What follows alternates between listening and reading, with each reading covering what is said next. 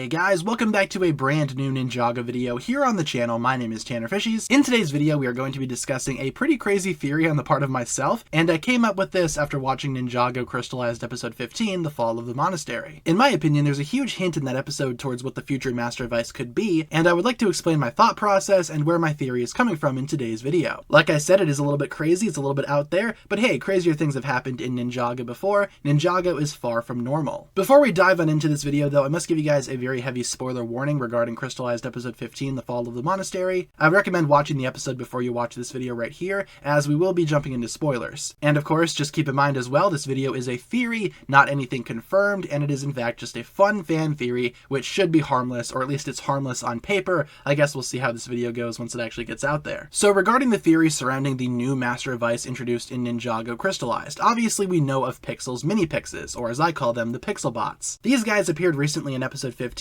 acting as a huge wall of defense for the monastery itself, before most of them ended up being taken out by the crystallized spider bots or the explosion that happened in the monastery itself. In fact, all of the Pixel Bots were destroyed in the monastery explosion except for just one, which ended up escaping and regrouped with Pixel, Skylar, and Wu towards the very end of the episode. And in my opinion, leaving just one Pixel Bot could mean something significant. Why would they leave just one alive? Why would the writers leave one Pixel Bot alive and destroy all the rest of them? Could this mean something big? I personally think so. In fact, I would go as far as to say that this last remaining Pixel Bot has the potential to be the new Master of Ice in the new Ninjago series for 2023. Now, obviously I need to explain where I'm coming from here, because that's a pretty significant jump. As I've mentioned in other videos before, the Ninjago 2023 series will be a brand new series altogether, as was announced at Comic-Con of this year. The series will still be in continuity with the older one, it'll just be the start of something new, something brand new for Ninjago that we've never seen before. To a lot of people, this could be a new generation situation. The series could follow a new generation of ninja after the original ninja retire in Ninjago Crystalized. Or at least that's the rumor right now. If the Ninjago series decides to introduce a new ninja team in 2023 and have it be a next generation thing, a lot of the ninja on that team would logically be descendants of ninja that we already know. In the case of the human ninja, it makes sense that their descendants would gain their powers naturally through blood. But for Zane,